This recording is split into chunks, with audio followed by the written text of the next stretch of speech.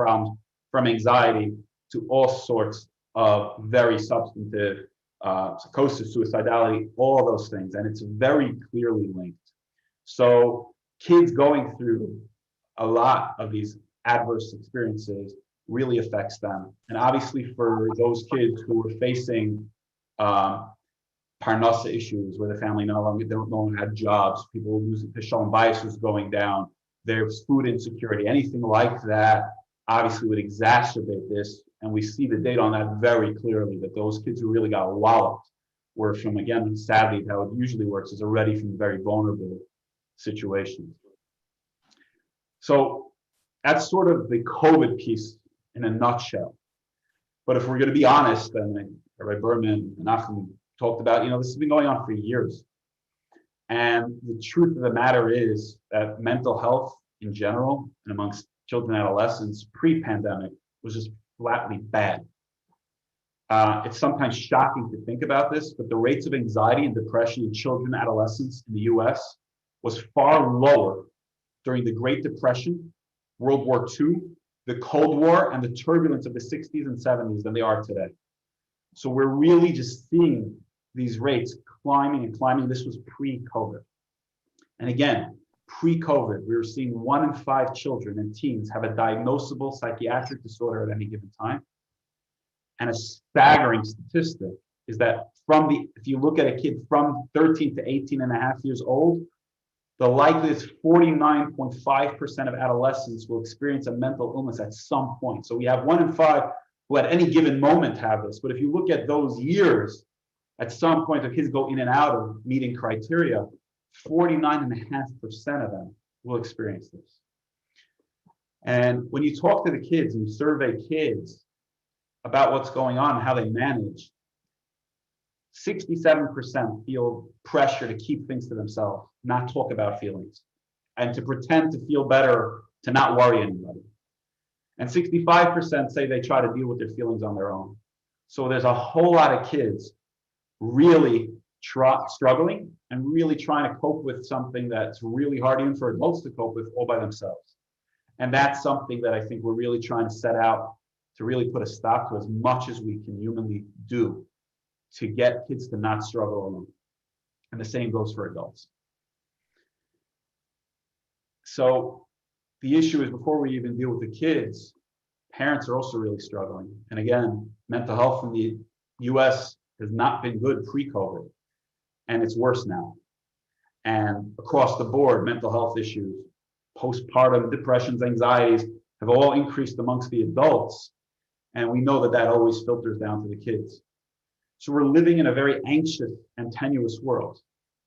And it's something to be aware of, something to try to deal with, something as much as possible to try to reduce the anxieties, the tension, the fear. As Menachem pointed out, first step, we go to the Torah. There's not much research on this for COVID, but the study that came out of Israel found that emunah, faith, helps. In Israel, the highest rates of anxiety were found from COVID were found in the secular sector, that at 21%, and the lowest were among the ultra-Orthodox at 7%. So a significant difference for those. And the researchers talk about this sense of faith, this sense of direction, the sense that Hashem's taking care of us. It's not just random. The world doesn't just spit out a virus and now it's gloom and doom. That, Hashem is doing this and giving us, but he loves us, he cares for us. That deep sense of emunah is helpful. But obviously for many, it's still not enough to take away their struggles, their mental illness, etc. And we need to deal with that on a psychological level. Just as an aside, even regarding weight gain, so there was a study done between stress and gaining weight through this. And so stress is somewhat related in the study to weight gain, what was called moderated by intrinsic religiosity. So those who have a deep internal value for religion feel like it provides an overall framework and primary motivation in life, they actually did better and gained less weight, even if they had the same amount of stress. So that might give you some permission to enjoy the cheesecake at least, and hopefully it will help you going forward. The thing that I would highlight, probably beside, for nothing to do with COVID, aside for this undercurrent of anxiety, the number one thing I've seen for years, and this is across both in the secular world and the frum world, and I speak Yiddish. I have offices in Brooklyn and Queens, from Chabad to Satmar, Syrian to Litvish. It's across the board. There is a huge magefa of what modern psychological research calls pathological shame. This sort of deep-seated feeling, I'm not good enough. Something is wrong with me. I'm innately flawed.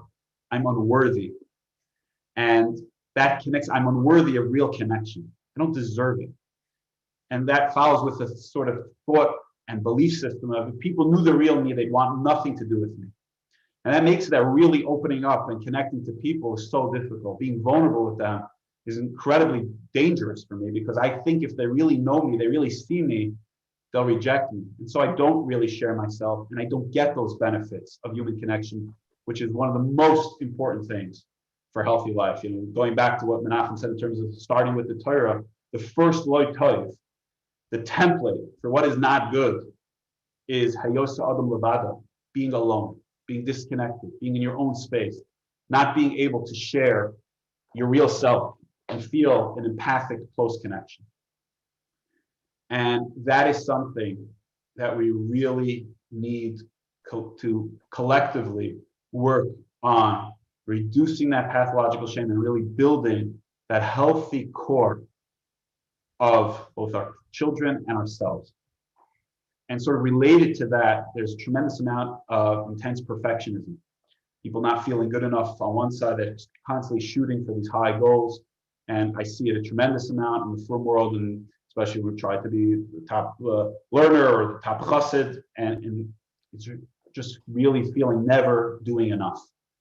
And then there's on the flip side just a sense of emptiness, meaninglessness, just floating around. That's becoming more and more common.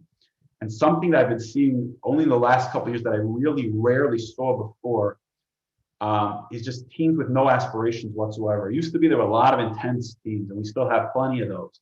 But now I'm also seeing that just, what do you want to do? I don't care. It wasn't just learning. People were, okay, I want to be a doctor. I want to make money. I want to do this. And now it's just like, I'm just going to sit and watch YouTube the whole day. They have just nothing in there. There's some emptiness that's, even as a mental health professional, it's deeply disturbing, and it's very hard to deal with because they don't have much motivation to change. And what we see globally, just the ways in which we're distracting, from our smart devices and Netflix and numbing out, and the way we're trying to live up to the illusions portrayed all around us, and even just dwelling within those illusions, how captivating they are. It's unprecedented. The digital screens, devices, the social media. We have fake people, fake perfection, fake relationships, and fake solutions. And so our kids are constantly being bombarded by this fake world that they're trying to live up to, make sense of, and be productive in. And they can't really appreciate that it's all a mirage. And so many of them are walking away not feeling good enough inside. They can't measure up to what they're seeing. And we're distracting like never before. We're distracting with media. Pornography is unbelievably rampant, even in the fromest world, even in the Hasidic, like the Litvish, it does not matter. Drugs are all over the place. Self-harm, you had special lectures on that. And suicidality are now options in ways they never were before, particularly for our communities. And so that's what we're really trying to target and deal with. But again, to go back to what I said earlier, we don't want to come at this from a traumatized, lost-based perspective. Oh my gosh, everything is terrible. Like we talked about, kids are resilient, can lead healthy, happy, and productive lives. We just need to help them, and we need to step up and do what we have to do. So let's talk a little bit about parents. Again, parents love and care for their children more than anyone else in the world. And one takeaway message here is you got to trust your parental intuition. That sense something's up with my kid. Nobody knows your kid better, and nobody has that innate intuition. So you got to go with that. And that should be sort of number one telltale sign of, how do I know when my kid needs help? I have that feeling. Now, there are some cautions about that. We have to know our blind spots. some of the things we struggle with as parents, we're often stressed, we're often struggling with our own internal toxic shame, and we're often feeling disconnected ourselves. And the pandemic has only worsened our mental health. So a lot of times we're just not in the space to deal with things, or almost subconsciously, I can't deal with maybe my child is hurting, or the guilt or the shame that comes up. Maybe I failed my child, and all those thoughts, how naturally we go there, especially as Jews. So that shame, the idea that this reflects on me as a parent, really cripples us from being able to face our kids' difficulties in healthy ways. So we sometimes we have fear, we deny, repress the severity of the illness, or we sweep it under the rug, or we struggle from, NMK syndrome. Not my kid. It's normal. It's not a big deal. I don't know. We'll get a good shidduch. Everything will be okay. And that's one big blind spot we really struggle with. But it's imperative that we know that guilt and shame are not good motivators for parenting. They're not really good, healthy motivators for anything. When I feel badly about myself as a person or as a parent, it might feel like, oh, wow, now I'm going to go do better. I'm going to go help my kid. But the truth is, you're just beating yourself up. You're modeling for your kid also unworthiness and shame, and it just tends to spread. We end up modeling it and spreading it. So when we're disappointed and hard on ourselves, and we do that to others too.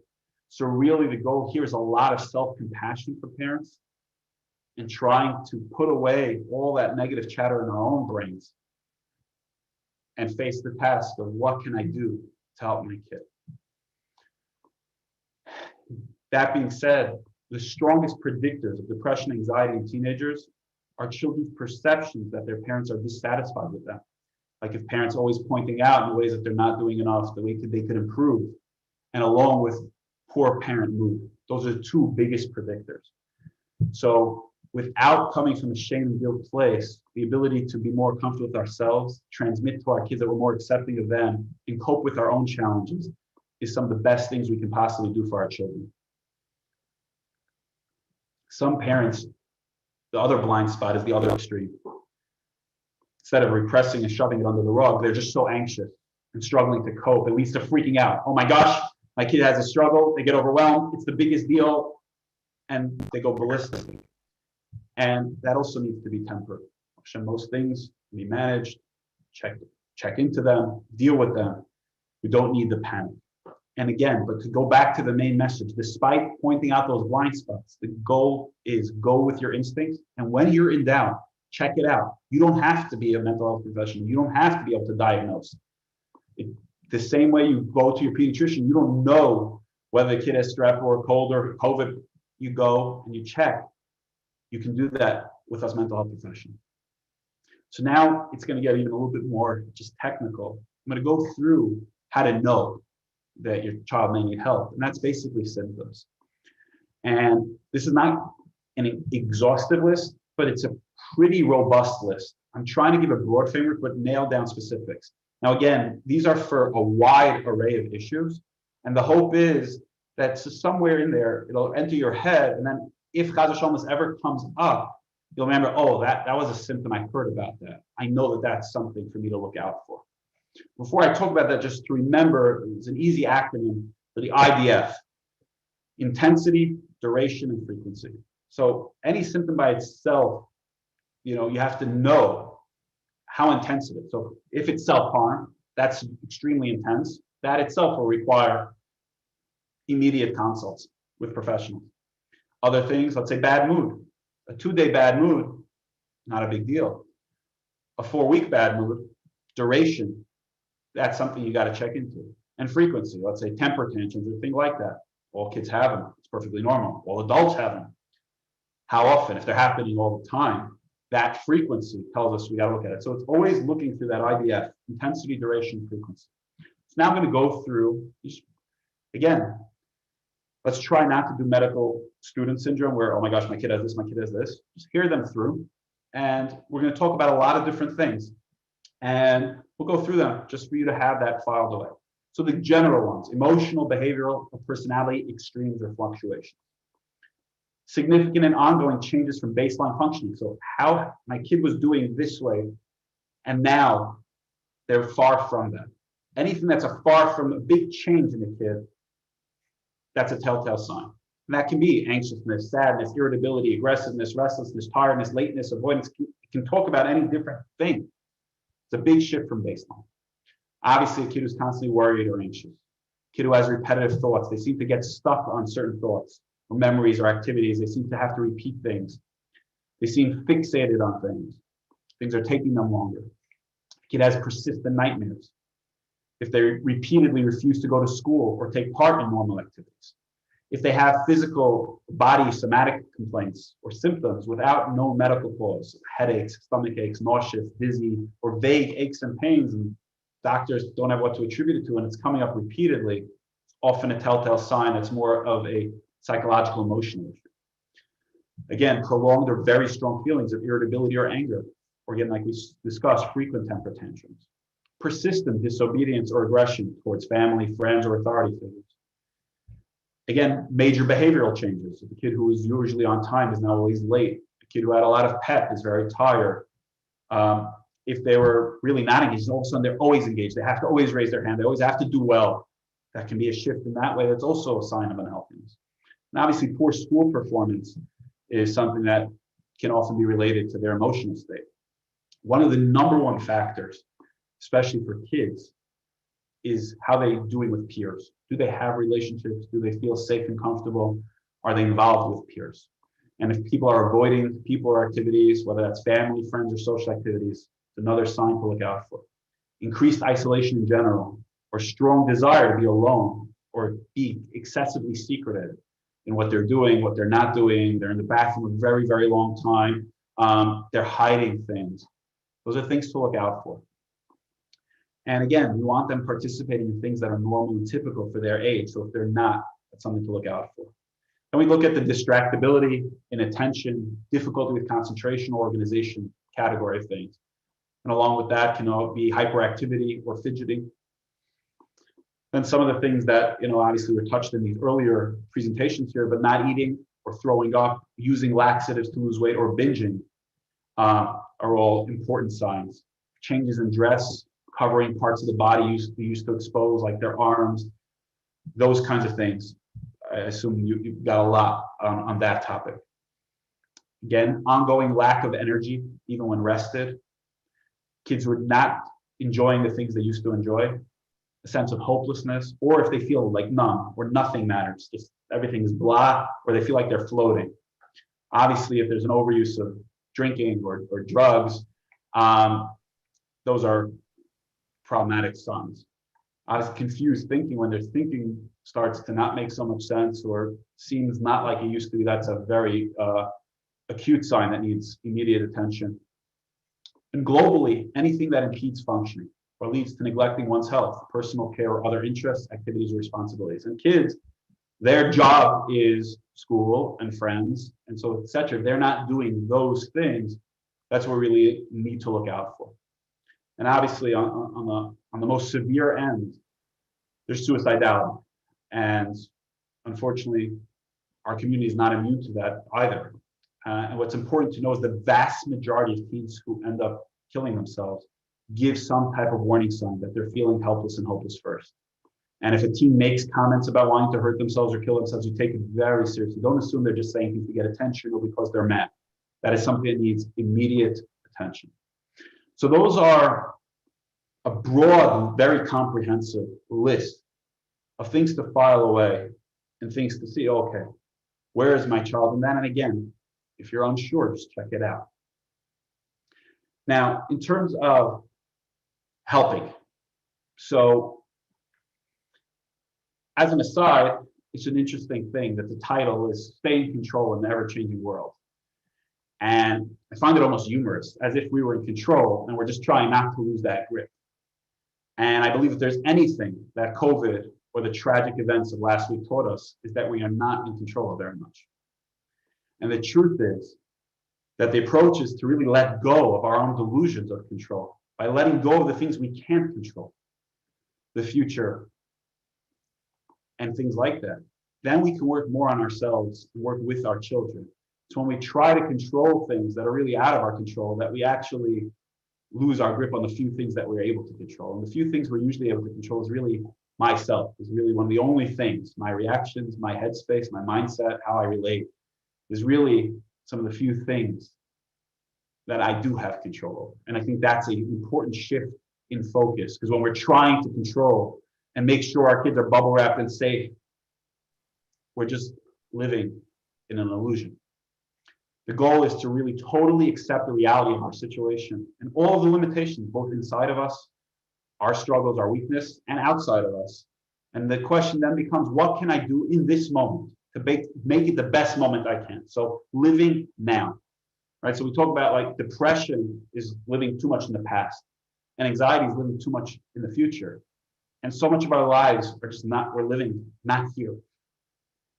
Live in the now and deal with what are the things that I can do to make these the best moments.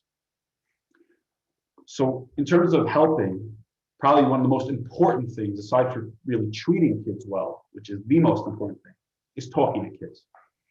And in general, in the world, I think adults are somewhat word phobic, but I find particularly in the frum world, we're really phobic of words. And yes, Yiddishkeit emphasizes the power of words in ways I don't think any other system does, but not avoidance. And we have these fears that somehow discussing things will make them happen. And I think the greatest highlight is cancer. It's you can die of almost anything in the Jewish world: heart attack, stroke, COVID. But you can't die of cancer. You die of Yenamach. We have these fears.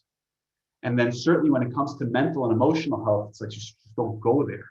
And then if we talk specifically about sexuality or suicidality, self-harm, these things just become stuff that just goes totally radio silent. And we need to change that. And that's a delusion that if we don't discuss it, it doesn't exist, our kids won't struggle with it.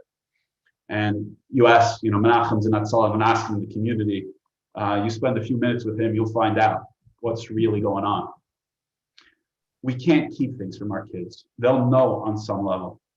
Rabbi Y.Y. Jacobson says about the Afikomen, he says one of the lessons is what we hide, our kids will find.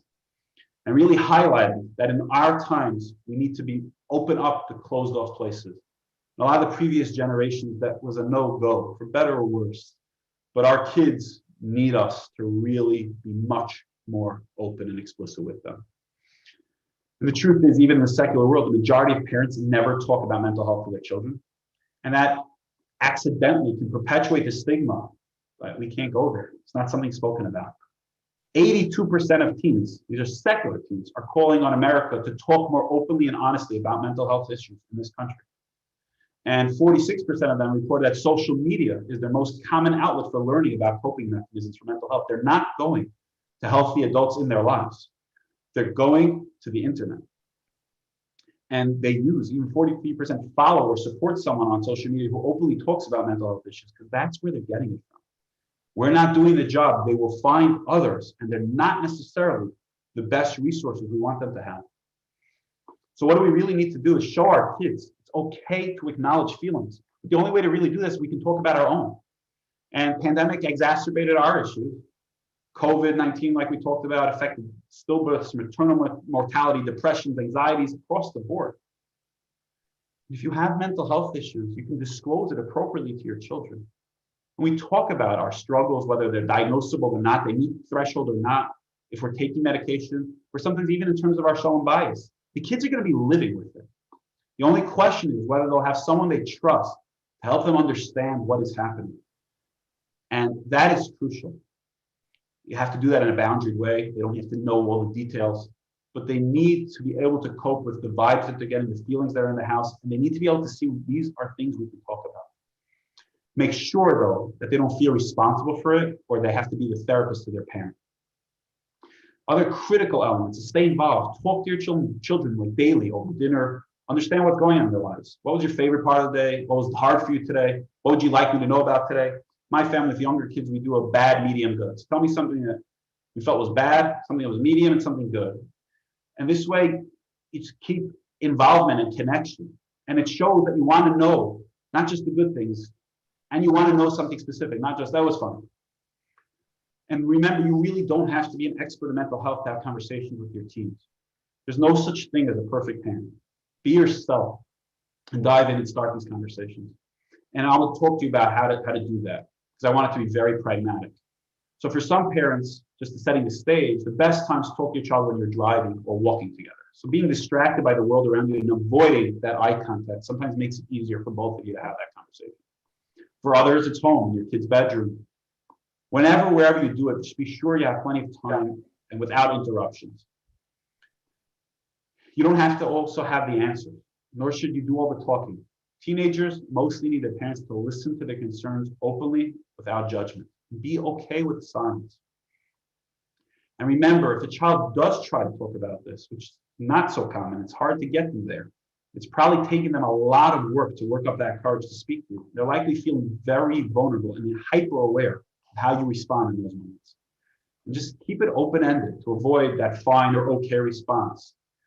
And then if you need to, ask about particulars without making interrogation. And so I'm going to try to get here real practical and give you actual broad conversation starters and then more targeted ones to sort of get the ball rolling on that. So these are just examples, and don't try to write down a script. We never want you to be scripted. We want it to be as genuine as possible. These are just some ideas to have in your mind. What are you doing during recess? Who are you spending time with? Is anything worrying you? How's your body feeling? Are you having stomach or headaches? What causes you to have butterflies in your stomach? Especially for young kids, they don't have the language or can't connect that it's feeling.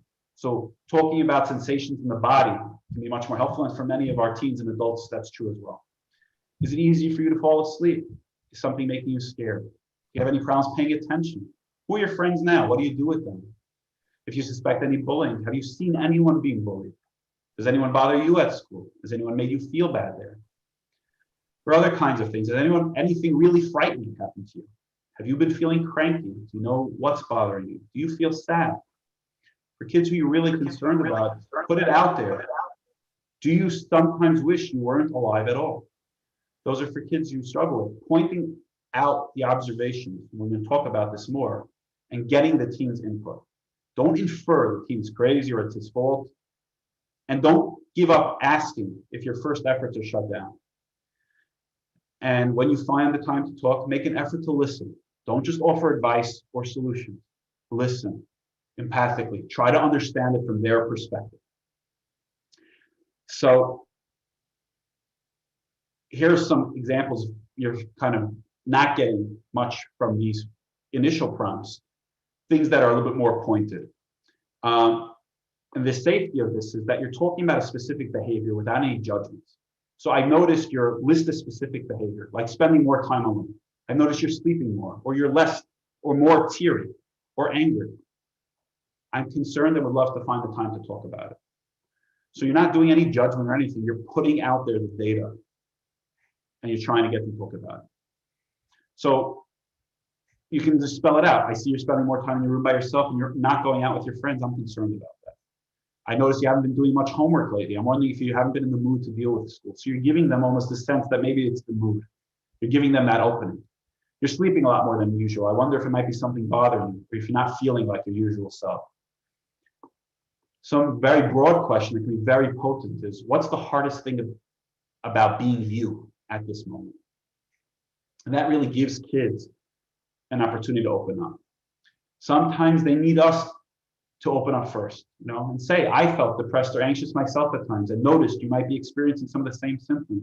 Would you like to talk to me or your general practitioner about how you're feeling, or a school counselor, or mashpia, or mechaneches, however it works?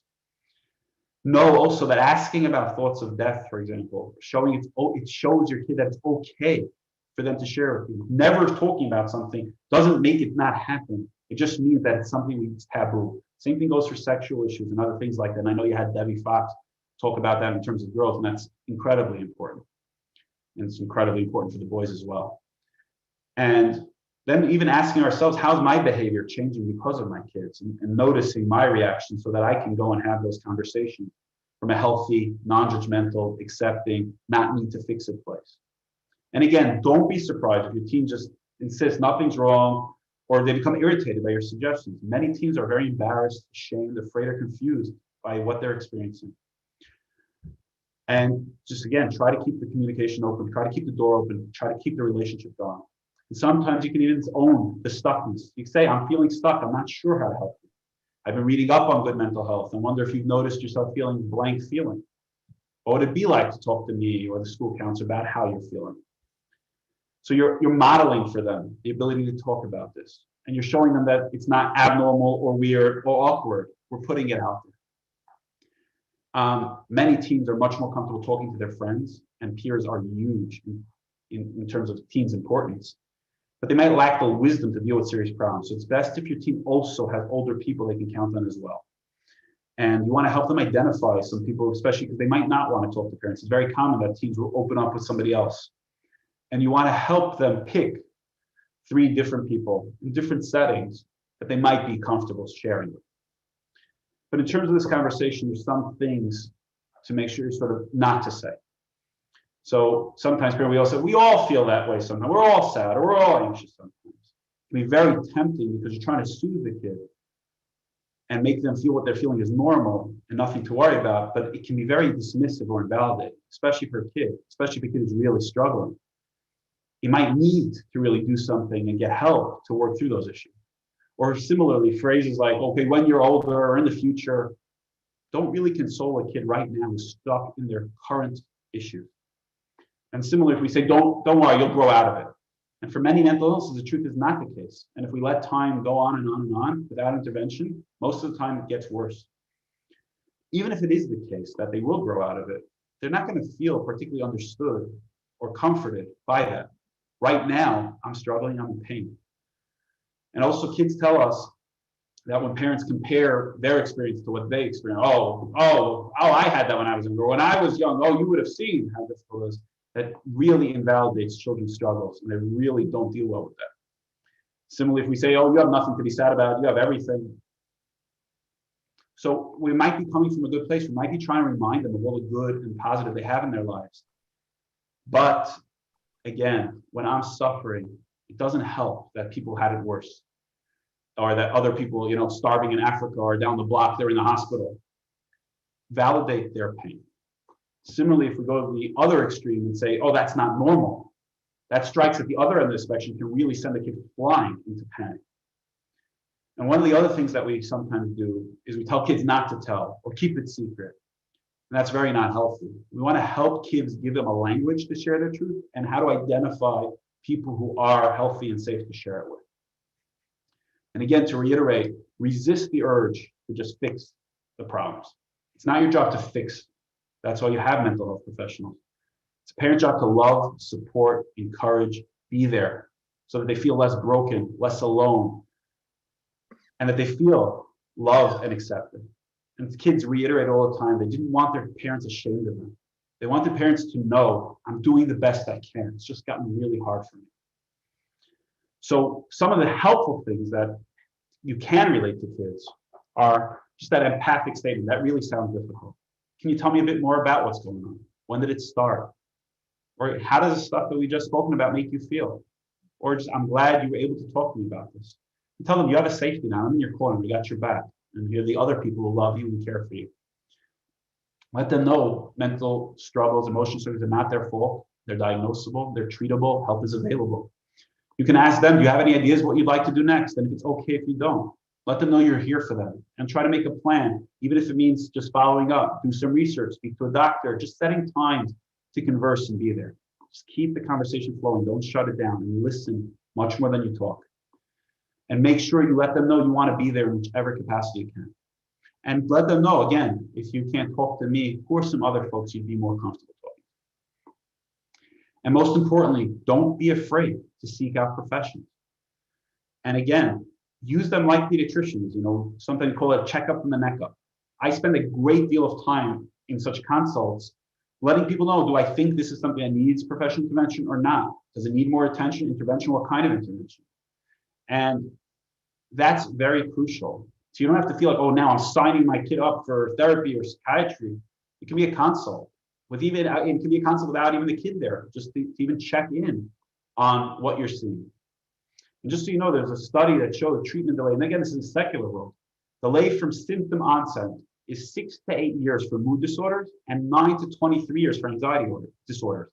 I can tell you every day in my practice, I take histories, and these symptoms, when you trace them to when they started, were years and years ago. And the problem is we adjust, it becomes our normal. And we sort of get, oh, that's how they are, when really they've been struggling. And in terms of just some resources, if you don't have your local mental health professionals, you don't know of them yourself, relief resources, that's all they do is mental health referrals. Amudim does a lot of crisis intervention, some referrals. There are obviously many local clinics, both in the Crown Heights community and around. So reach out. So that's sort of the symptoms and those conversations. Now I wanted to make sure I covered that. And in some of the time remaining, I want to sort of pull out the lens and actually talk about some general things we can convey that are helpful. And this really goes to combating that toxic shame I was talking to you about beforehand. The most important thing is to accept and embrace the fullness of your humanity, your entire humanness. To realize Hashem made us with all the drives, feelings, that's anger, jealousy, lust, drives to murder. It's all in us. It's all part of it. I love the teaching in Tanya where you're not crazy, you're pregnant with twins. We have a totally dark side in us. And the goal is to embrace that that's part of us. It's there, and it's okay that we have those thoughts and feelings. It's okay to have the thoughts and to feel those feelings. We just don't want to identify as those negative thoughts and feelings. And that's, I think, what's critical for kids to know and for us to know. We are not our thoughts, our feelings. And we are not what has happened to us or how we were treated. The saddest thing is we're often our own biggest critics. Many of us have this internal chatterbox that's constantly spewing negativity, fear, criticism, guilt, toxic shame, hopelessness. And it just keeps going. It's reviewing the past, leading to the depression. It's going to the future, anxiety, and we rarely live consciously in this moment. That internal voice is our biggest enemy. It's otherwise known as the Yetzer Hara. That's its job. Keep you out of this moment, because this moment the only place you can actually interact with God and others in truth. Keep you busy in the past or in the future. Keep it negative, and it can even look very religious. Yeah, you have to learn more, you have to daven more, you have to be a better chassid. But it really is landing me feeling not worthy enough, not acceptable. I can't be besimcha as I am, and that is toxic. That is where we get atzvus, yish, that toxic shame, that depression, that giving up, hopelessness, self-injury, suicidality. It's all outgrowth of that stuff.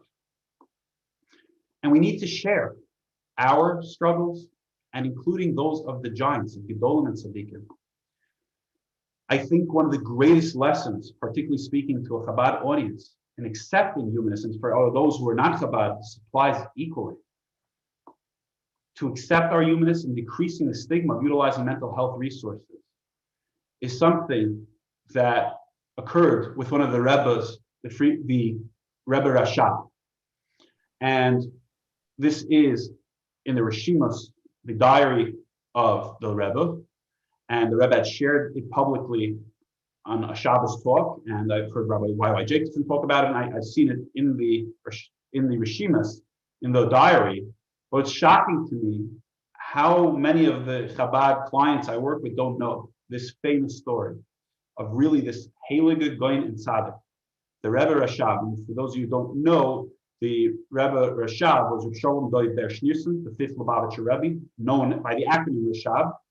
His son was the Frierdiker Rebbe, the Rebbe Rayatz, and then whose son-in-law is the Rebbe. And what's incredible here is a story that took place with the Rebbe Rashab in the winter of 1902-1903 when he was 42 years old. And I'm going to, because it's a very sensitive topic, I'm going to read from the Lubavitcher Rebbe's Rishimas, his diary that was published, verbatim and translated. He says, my father-in-law, the Rebbe at the time, the Rayatz, told me, Bishnas Tofrei Samat Yidol Savar Admar Minamichas Haruch. The Rebbe Rashab, this great giant, struggled from a lowliness of spirit. And this is my own translation. You'll forgive me if it's not 100%. Liloy Siper Kol Kach B'Pratius. The Rayatz said he didn't tell me that many details. Avalifnei Imi Harabonis Shterna Sara Tichya. To my mother, the Rebbetzin Shterna, his oinen rabbis, he complained a lot. Al Sha'achrei Shonim Shel Avoda, after years of work, B'cholzois with everything. Ein af mida achas kedaboilon heavy. Not even one of his midos, not even one of the character traits is as they should be. The ein kol haskala behira etzloi. He doesn't have clarity of thought. This is a man who's a goyim shebegoinem. V'she'eno yochol lahamek sichlei be'ezin, and he can't focus his attention. He can't concentrate properly. V'hoisif morichami admar shlita. The Rebbe Rayatz added to me. That was in that winter. Shiri Isa, I saw his amek rayonosav. He was really deep in thought, etc. But he was detached completely from this world. And he quotes that he talks more about this in a different note. Even after Yud Tes Kislev, that they had there, that let everybody know the amazing milas of his status and what was going on then. Even after such a celebration, of such a testimony, he was still struggling. In that winter, Nisanu Mipnei Zeh Levi. We traveled. The Rebbe Rashab asked his son the Rayatz to accompany him to Vienna, to ask the Eitzah of professional. He went to the famous known doctor for Freud, Sigmund Freud. So the Rebbe Rashab sought out and traveled a great distance to seek the advice and counsel of a mental health professional. Haloi Omer, and it was discussed. And we know this a little bit, that the Rebbe and Freud actually had very rich discussions, of which we don't really know many of the details. But at least thematically, we know that the Rebbe described to Freud a central concept in Chassidus of moyach shalat al alev, that the mind is supposed to rule over the heart. And that is embedded in Chassidus from the youngest ages. And Freud was a bit incredulous, like, how he's trying to connect the mind and the heart. He said like a seed divides them. And this is not in the Rishima, I'll get back to the notes, but just to give a framing. And the Rebbe reportedly said something to the effect of, you have to be able to build a bridge or at least send telegrams. And the diagnosis that ended up having, that Freud diagnosed him with, is the Kopf begreift, was the Herz vertrocknet. The head grasps and comprehends what the heart cannot bear. When the Herz vertrocknet was the Kopf begreift, the heart can't bear what the head grasps. There's that distance, even in a goyin shebegoyin, a tzaddik, a rebbe, that struggle, the human struggle of how do I deal with my feelings? How do I get things to go accordingly? That human struggle is ever present. And it led to a lowliness of spirit. And he wasn't afraid to seek out the best help and to consult with a renowned physician. And what is crucial is to realize this can be by the greatest of minds and hearts. They're still exceptionally different, distant from one another. And building a bridge or sending those telegrams is extremely difficult. And if by such a person it is, we say, how much more so for those of us with much lower minds and hearts, that struggle, that human struggle. And we often get it backwards. We think the Rebbe Rashab was great despite this. That is the exact opposite. Greatness is because of it. Hashem didn't make malachim. He made humans with feelings, with all sorts of difficulties. And that challenge to struggle, to identify that internal adversary, and yet not identify with the negativity in my mind, and to overcome it, and to allow my seichel to manage those feelings, and to keep bringing light into the darkness, and to continue seeking out help, and to get that light out and implement the right strategies, and keep persevering. That's the pinnacle of human greatness. And it's unbelievable that the Rebbe, after struggling with this, what he went on to accomplish and influence, and the hashpah, and we look around the world, the hashpah that came out of these giants, it wasn't despite this. They let us know what it means to be human, to struggle, to persevere, to fall down, to feel negative, to feel down, and to find ways to get back up and give that over to others. Rav Hutner, from a very different camp, has an amazing letter. And he says, we often mistake also, we think we're most like the Gedolim when we're doing great, when we're perfect. I'm most like the Chavetz Chaim and I don't speak any Lashon Hara. He says, we got it backwards. It's not when everything's going well. It's when we're struggling. It's hard. We feel low. And yet we keep fighting and we fall and we make mistakes and we do other and we're sinning and we're falling and we're lost. And yet we keep getting up and we keep trying. That's when we're closest to the Gedolim. So it's crucial that we help the kids know you're not your brain, your thoughts, or your emotions. You're an neshama. And as Chabad Hasidus emphasizes so greatly, your essence is pure and innately, infinitely valuable. And all this noise and all these feelings, they're there. They're not your essence. We can create a distance. We don't have to identify with that. We can identify with that deeper, true part of ourselves. But what's crucial to know is words fall short. And how kids get treated is much more important than in terms of what they'll experience in the world. Many have had powerful experiences that don't allow them to think or feel that way about themselves, and they might need professional help to live their best lives. We need to reduce the stigma, increase openness about emotions and struggles, interface this into our Hasidic teaching, show them how real life is affected daily in today's real life with the internet and with the struggles and with the self-harm, with everything that's going on. And it's incredibly important to know the Lubavitcher Rebbe has numerous letters about mental health, and he was sending people to the top specialists well before it was popular. And the Igros Kodesh, you can see them encouraging doctors for mental health, even when things could easily have been seen as Yiras Shamayim, like kleptomania.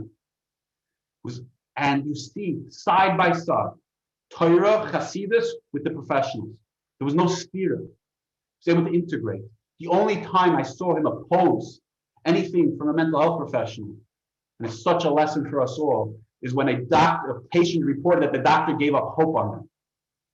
There's no hope for them getting better. That was the only time the Rebbe said that is not the doctor's decision to make. And that cannot be true. And he even checked that diagnosis can be treated. And he says, even if it can't right now, you hope for new treatments in Siyata D'Shmaya. That's the only place. Yet any issue with mental health professionals is we don't give up. And we've never poskined that on a person. So in terms of parents, just to close with some of these things, studies show repeatedly that even one safe, stable, and nurturing relationship can be a major protective factor in the face of even traumatic events. And what we see for teens, what keeps them from tipping from state of healthiness into illness, many times is a connection to at least one good friend. So it's those relationships. It's that loy tov yosef levadai. It's the connection. It's the empathy. It's really sharing ourselves vulnerably and getting that empathy and support, not just some techniques or tools or how to live your life. Be with them in the struggle. Share with them. Let them know you're there, non-judgmentally and accepting. Let them know that they need to share with others, that none of us should deal with any of these things alone. We have a line in the psychology world that you're as sick as your secrets. We don't want people, children, families holding in their secrets. And what's extraordinarily predictive is the availability of adults to help kids cope with hardships. And if their parents are keeping it together. Parents, we often forget, again, not from a guilt or shame-based perspective, from a positivity, a light perspective. You're the most important people in the children's lives. If this is true, that one person, a random stranger who just got to know your kid can have that effect for a kid who's traumatized, how much more so his own mother or father. There is nothing, nothing I could do, a professional, a mashpia, or anybody who can have as big a hashpah on a child as the love, the acceptance, the positivity, the commitment, the dedication that parents have. And so the most important thing, even if they're belligerent and they're pushing you away and it's exceptionally difficult and you feel lost, like the Rebbe said all the time, we don't give up. Don't give up on yourselves.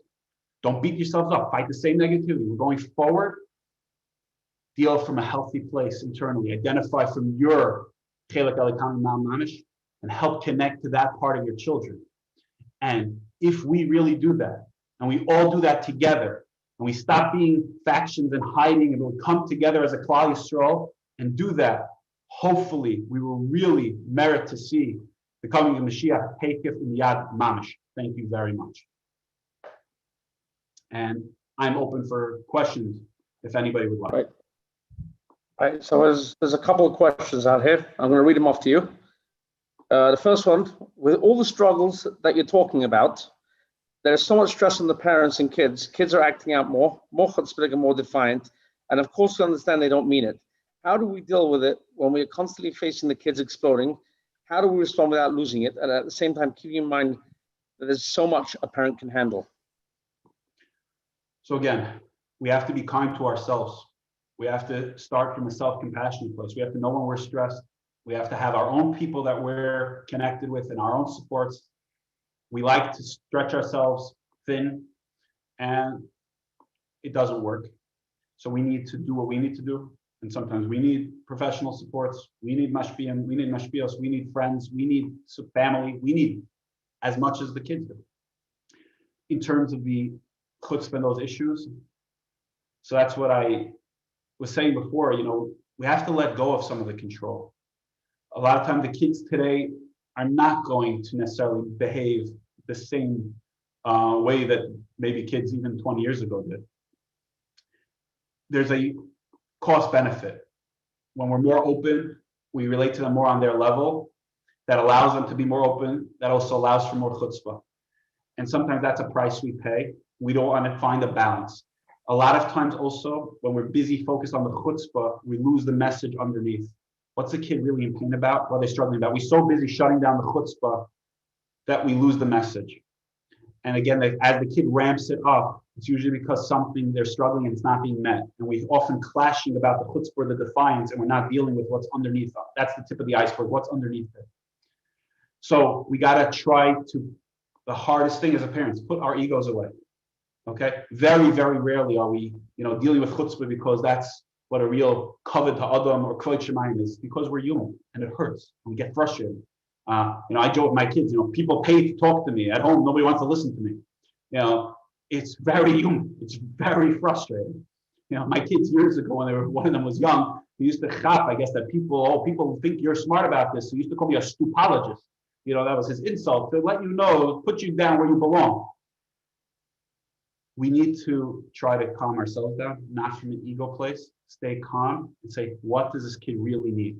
If I get out of what they're saying and how they're saying it, and I look what's under the surface. Menachem mentioned that 30 minutes from the Yom Yom a day, if I even pause 30 minutes halavai, if I pause even for say, what's really going on? What might be there? And then I don't respond during this whole chutzpah exchange. I do when we're both calmly. I can try to use the conversation techniques we talked about to open up a different channel and deal with that. And yes, if you're reaching a place where you feel like you can't handle, again, ramp up your support, or that might mean your kid is really struggling and they need supports, and we need to wrap around care for everybody. Menachem, you reading further? How are we doing this? We got the next question is, how do you prevent as well as deal with the indifference you spoke about? Kids simply don't care. It's a difficult question. I'll be honest, I really struggle with this. I think something's really wrong in the transmission early. We're not giving over this sense that the life we have to offer, the Torah, the Chassidus, in a way that really attach them, that says, I want to live that way. Look at how the simcha mom and dad is. Look how the simcha the people around me are, right? Especially the kids who grow up from birth. It's so often I have to do more learning, more davening, more Chassidus, more. Versus when we're mekarev, kroivim, let's call it,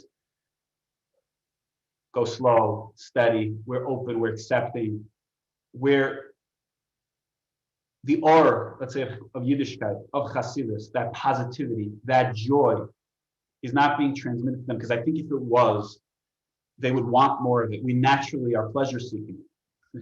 The neshama wants the ultimate toy, the ultimate pleasure.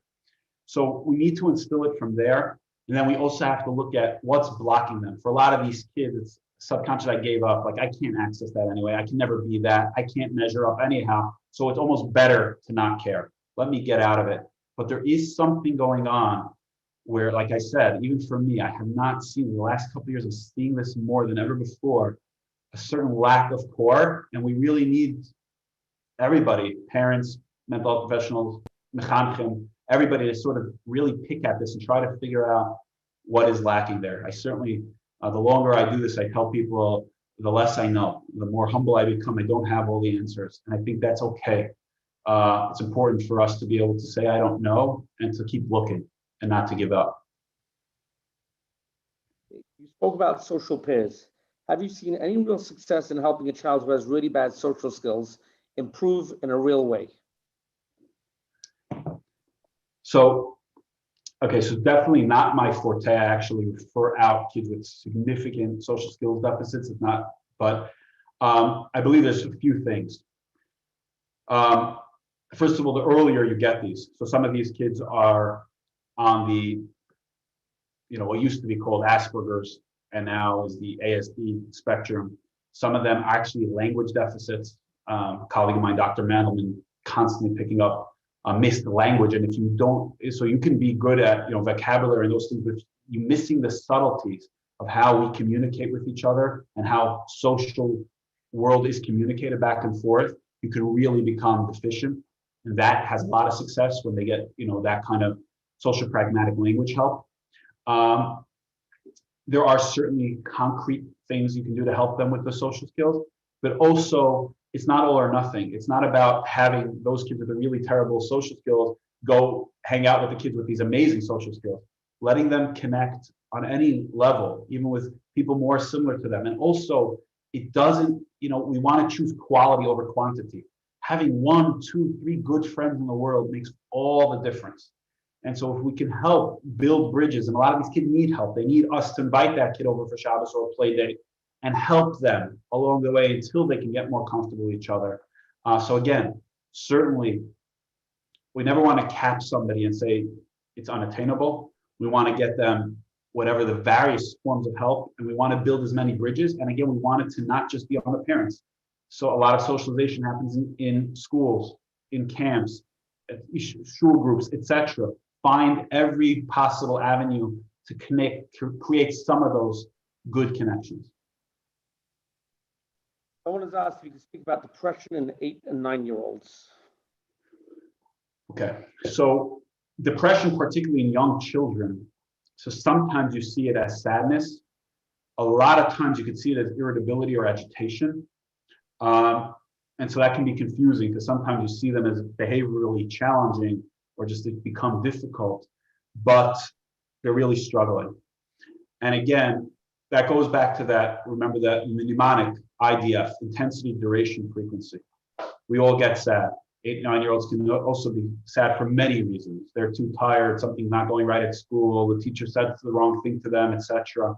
You want to see, but if a kid continues to be sad and it's a change from baseline, how they usually were, if that kid has become much more irritable consistently, that's the kind of thing I want you to do a checkup with your general practitioner or a mental health professional and really talk about the specifics of that.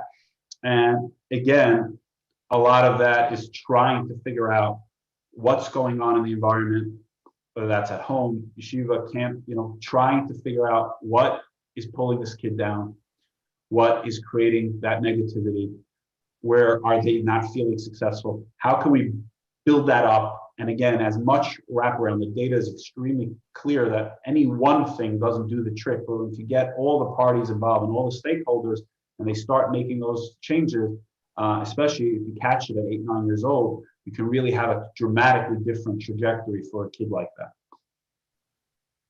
What tips can you give a parent whose child is extremely self-conscious?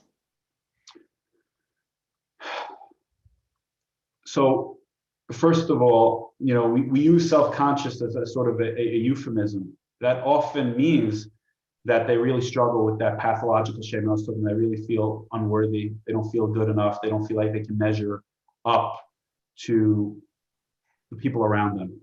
And often a kid who's extremely self-conscious really should get professional help. So I'll start with that. Everything I said about, first of all, the parents giving over the message, you are beloved as you are. I'm happy with you as you are. I accept you as you are. I appreciate you as you are. And finding ways to convey that is important. Also, everything I talked about of learning that the internal voice that says you're not good enough, he's better than you, she's better than you, what are they going to think? That's the enemy. That's the Yetzer Hara. It's inside, it's in your head, but it's not who you are. And we start to create distance between the negative voices and the negative feelings and the identification of who we are. And even at the lowest level, we can teach kids sort of a little bit mindfulness, a little meditation to create some distance and watch those thoughts and feelings come up without getting stuck in them. You know, it's a big difference when you feel I'm the enemy, something's wrong with me. You know, Shane says, I am a mistake versus no, this is our challenge that God put in us, this negative speech center that constantly says you're a mistake. That's the Yetzer Hara's job, for you to believe that. That's a bully in your brain is another way to talk about it, or it's like a microchip implanted. However you want to frame it, to create distance between the identification of the self and these voices, and to help them learn to let them flow. Some kids will need to combat them with rationality. Some kids will need just ways of distracting from that. There are a lot of different things, but the central theme is not identifying with those thoughts and feelings, to detach from them as being me, and to start to demonstrate control for myself that I could hear them, I could listen to them, I could see them, so they're not me. Oh, I know this trick already. I know how this bully talks. I know how this Yetzer Hara communicates. I know all his tricks.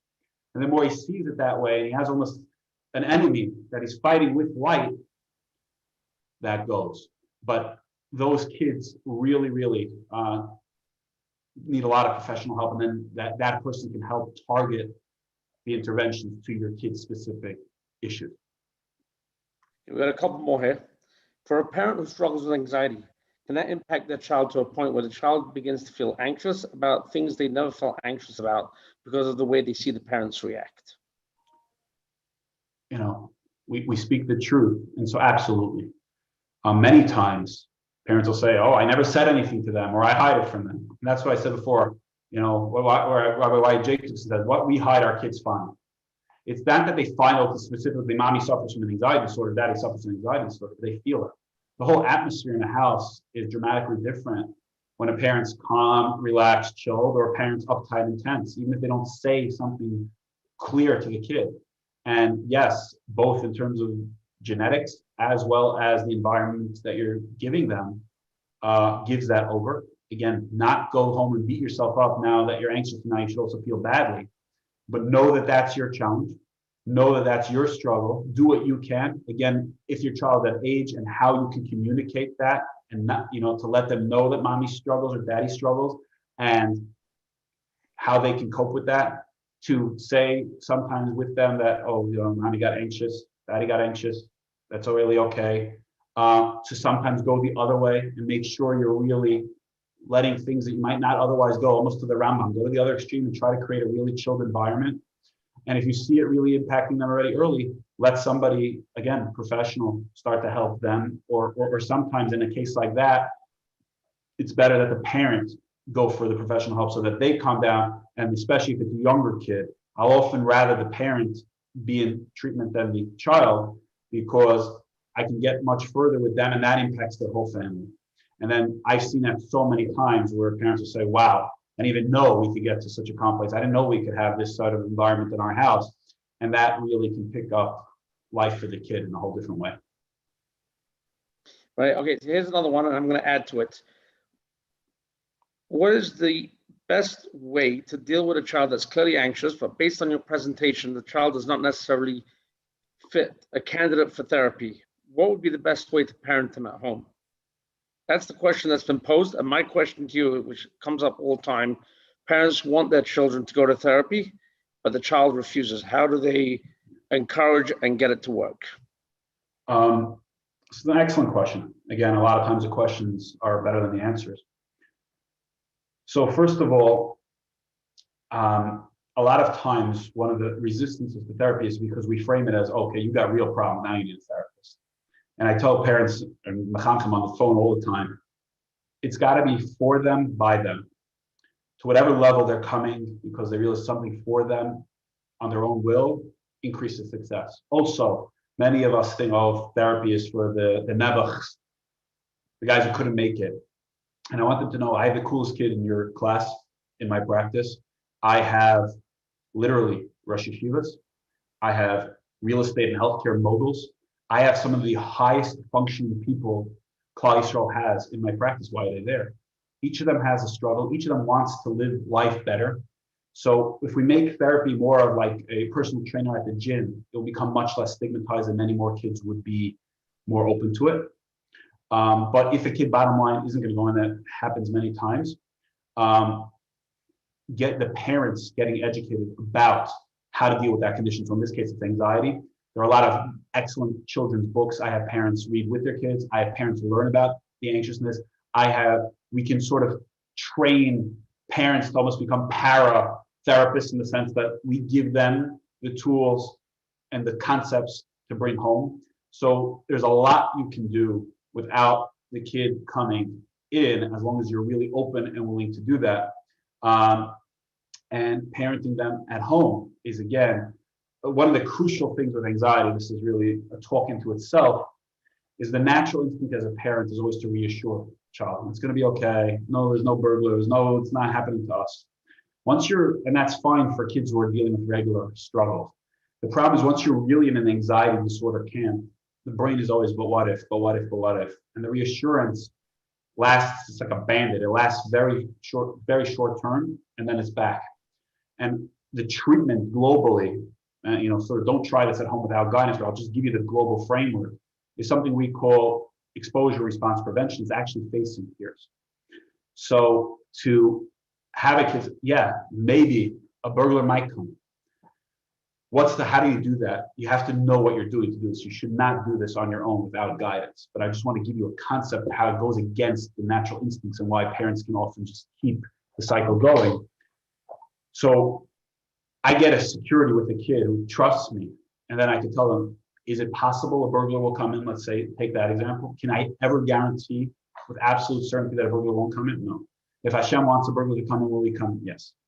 I give them, do we live in a basically safe neighborhood and we take whatever precaution, we check, we lock our locks? Yes. So I'm going to live normally, and I accept the possibility bad outcome happens. So I try to structure anxiety treatment to 3 steps. Accept the possibility of a bad outcome happening. Don't avoid the fear or neutralize it by reassurances or other things.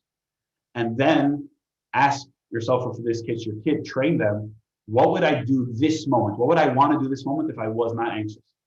And go do that and redirect your attention back into that here and now, what you would want to do if you weren't anxious.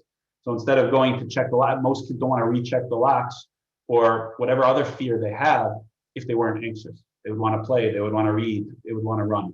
That's a structure, but that's very dangerous for a parent to implement because it could feel like, oh, wow, you're not reassuring me, you're not a comfort anymore, you're pushing me away. So that's why it needs guidance of a mental health professional, how to implement that. But I just want to show you what happens naturally as a parent that goes against our parenting instincts. So we have to learn how to do that. And then now the question is, or the comment is, can you name some of those books? What to Do When You Worry Too Much is one for general anxiety. The same author has What to Do When Your Brain Gets Stuck is excellent. There's one I just bought that's really awesome. I'm gonna look it up myself here. It's something about there's a bully in my brain, but let me get the exact, look up my little Amazon history here.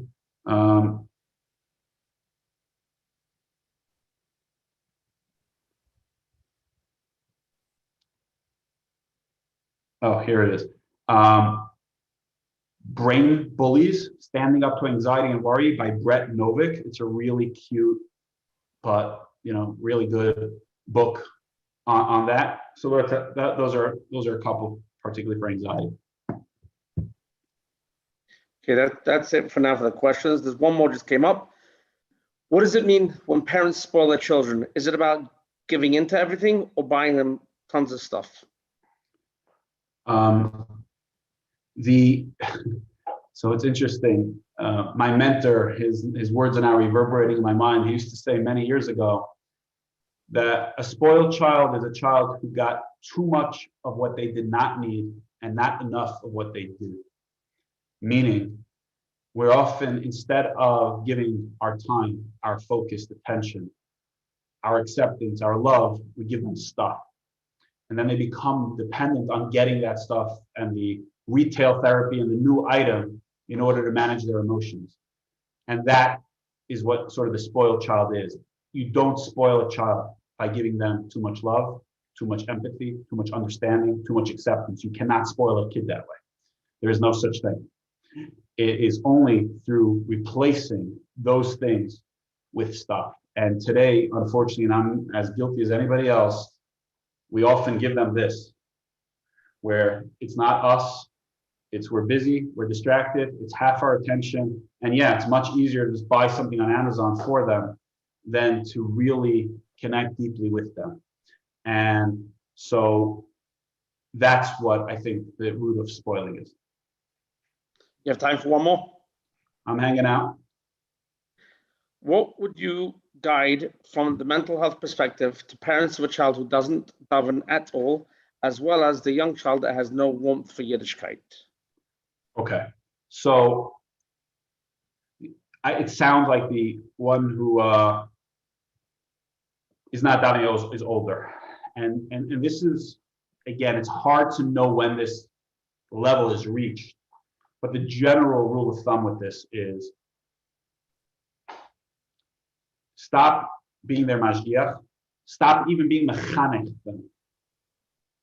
Almost treat it like you're their friend. You know, be mekar them at shtei yadayim. Get them what they like. Show them, basically. You know, let's use a Hasidic model. Try to be as close as we could be to Rav Levi Yitzchak of Berditchev. Celebrate them. Celebrate whatever they have. Celebrate Yiddishkeit. What do you want? How can I get it for you? Be there for them. It's because the way we develop our frame of Hashem is through people. That's all the Mashalim in the Rambam, and when we say Avinu, right? It's all how we relate to the important authority figures in our lives, primarily our parents, our Abayim, our Moros, etc. And if those people were critical, were demanding, I felt like I couldn't reach the level that they wanted me to reach. I just don't feel I live up. I don't see that they really like me, that they have joy in being together with me. I'm going to view God the same way. I say that the heavens are the largest projection screen. We'll put all that we feel inside straight on there. And then when it will be reflected back to me as Hashem's also. He's not happy with me. It's never enough. So who wants to daven? Who could even raise their head to daven to that? I think a line I heard not long ago, which is really powerful, is that we have to move away that Judaism is not a religion, it's a relationship.